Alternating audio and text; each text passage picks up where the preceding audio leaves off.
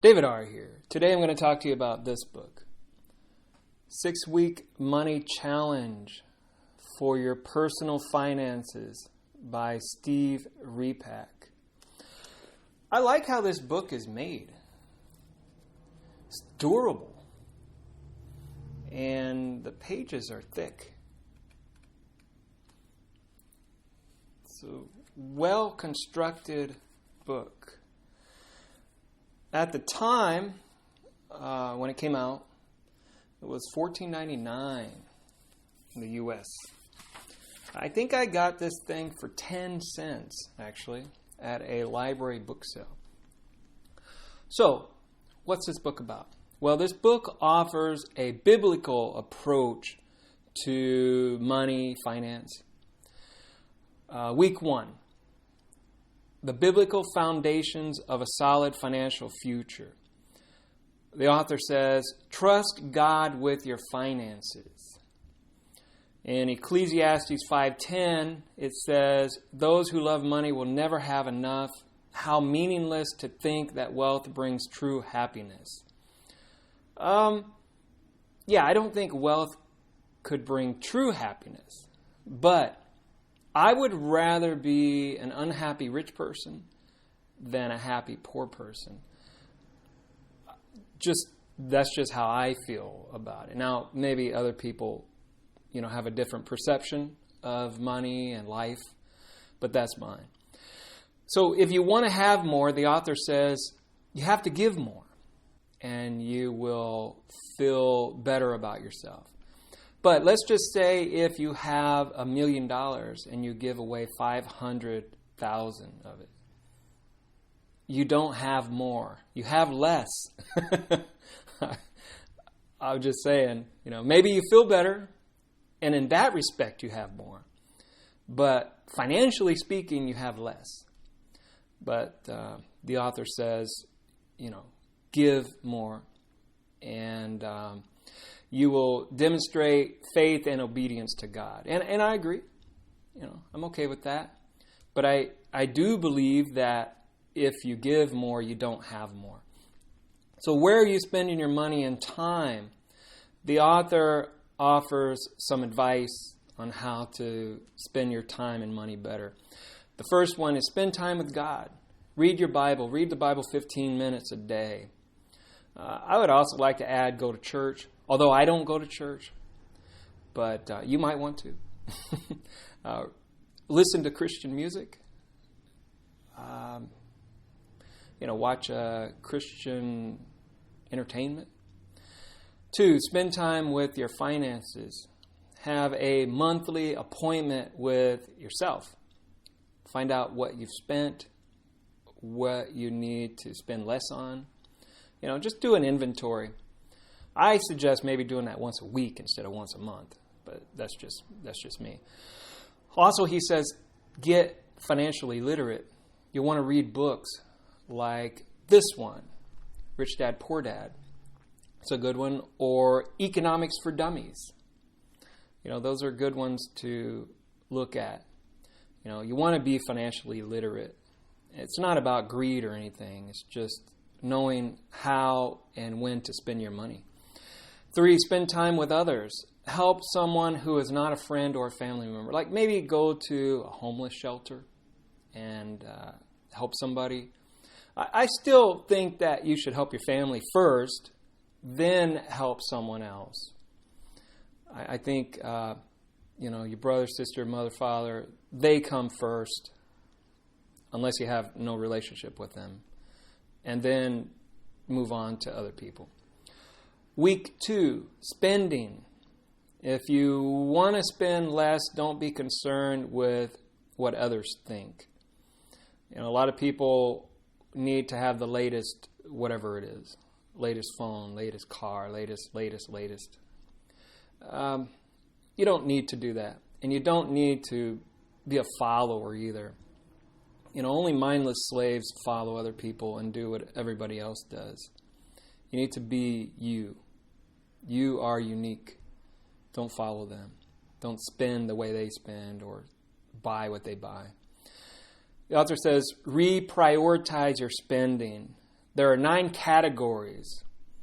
Now, 8 of these are needs, and the 9th one is a don't need. 1, giving. Give 10% of what you earn.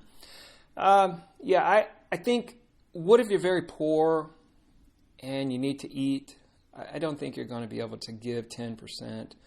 You might, if that's what you want, if that's your thing. But I would say that food and rent, that kind of stuff comes first. 2, saving. He says, pay yourself. Yeah, that's important. You need a savings.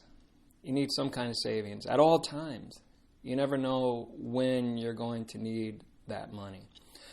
3, shelter, rent, mortgage, house payments, that kind of thing, electricity, water.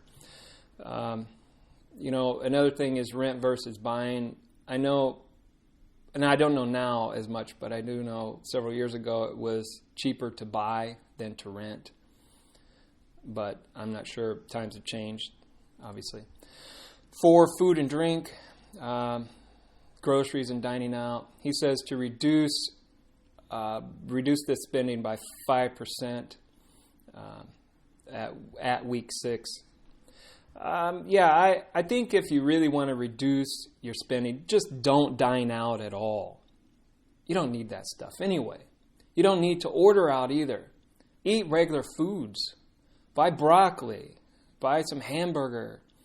Baked chicken. You don't need a $10 or $20 pizza. No. Buy that stuff at the store if you want. But you don't need to order it. Just my opinion. 5 is clothing, like shoes, laundry, dry cleaning. And I'd say for clothes, go to Walmart or Goodwill. A lot of millionaires shop at Walmart. Yeah, don't go buying the latest brand, unless you just want to waste your money. But I don't think that's what this book is about. It's not about wasting money. 6, transportation, car payment, lease, gas. 7, insurance, house or renter's insurance. I don't have any health insurance. And I haven't had any health insurance for, a very long time, let's say. So, if you can avoid certain types of insurance, maybe you'd save money, that's for sure. The 8th one is personal miscellaneous. This is a category where nothing else fits in, so it just goes here. It's a miscellaneous one, like child support, alimony, beauty, that kind of thing. I'd say don't go to a hair salon. I mean, if you're a guy, I guess. Don't get your hair cut at some place. Buy some hair clippers and some scissors. Take care of it that way. And 9, debt and credit cards. This is not one of the needs categories, but you should pay off your credit cards. And then get a debit card. Don't use credit cards. They're a waste of money. Week 3, debt and credit. Escape the grip of debt. You'll want to quit using credit cards, like I just said. And, credit cards are like loan sharks anyway. And 2, spend less money. Track your expenses, like the author was talking about earlier. 3, build your savings. He says that, imagine you get a $1,000 tax refund. And you give $100 of it, put $500 in your savings, and put $400 towards your credit card bill. I suggest taking the whole amount, pay off your credit card bill, and then start giving or whatever you want to do later. Get that bill out of the way. I mean, I've done this. I'm not giving you advice that I didn't take. I had this care credit thing because I had some surgery on my teeth. And, I took care of it. Took care of it completely.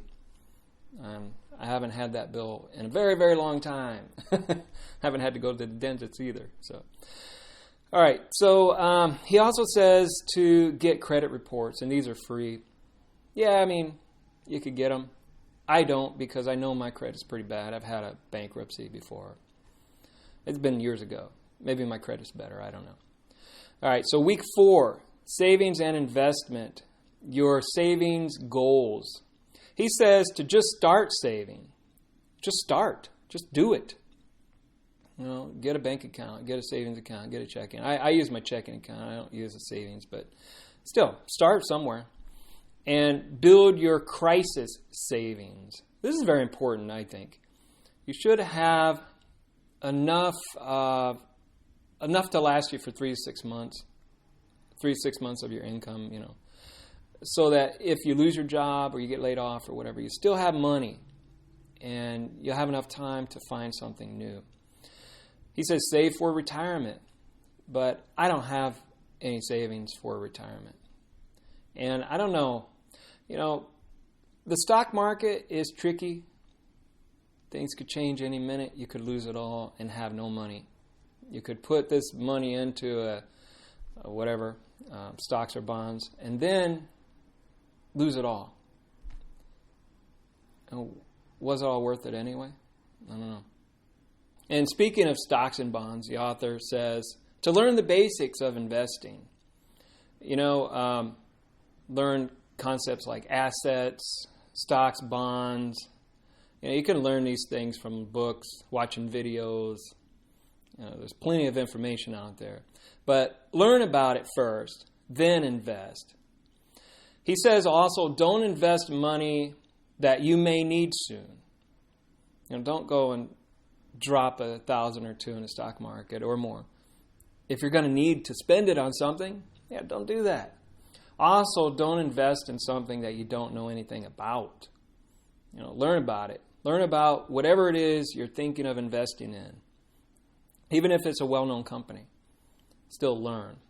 But I do believe the foundation is to learn about stocks. What are stocks? What are bonds? What are assets? What are liabilities? And then progress into investing. But do it slowly. Don't do it all at once. He says, stick to investments that grow over time. He says, slow and steady wins the race, which is true. The stock market is volatile at times, but some stocks are more stable than others, and they grow over time. You have to be patient. He says, learn about asset allocation, and this will help you stay on track. You allocate your money in different assets. You have a broad portfolio. And something is better than nothing. Just put whatever you can in each paycheck or per month. Week 5, estate planning and life insurance. Now, estate planning isn't just for the rich and famous. We all have things, and those things will be somebody else's things after we die. He says that our assets and property go to others in 3 ways. That would be ownership, contracts, wills, and trusts.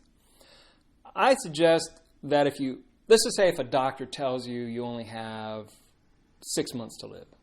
Well, during that time, maybe even before that time, you probably should have gotten things in order. But also, there might be things that you don't want people to know about you. And so you want to get rid of that stuff. Burn it, throw it away, destroy it, whatever it is. And also, let's say you are a photographer and you're going to die in 6 months. Well, you want to make sure that people can get to your photos, after you die. Let's say they're on discs or whatever. Make sure that they know how to use a computer. Some people still don't. But, make sure that your things don't get destroyed or completely neglected or fall into the wrong hands. He says to review your last will and testament. And if you have children under the age of 18, find a guardian. Yeah, that's logical. And find someone on your behalf. If you become incapacitated, you want somebody to speak for you, somebody you can trust. And they will sign documents and whatever else. It's like power of attorney, I believe it is. He says also determine your life insurance needs. He says you can go to an online life insurance needs calculator. I don't have life insurance, and I didn't go to this calculator, but you can check it out. Just do a search. And he says make a challenge to yourself that is related to estate planning and wills and such. another thing, just do your research. Learn about it. And then apply what you learned. And week 6 is a review of the previous 5 weeks. Well, anyway, that's all I got. Talk to you later.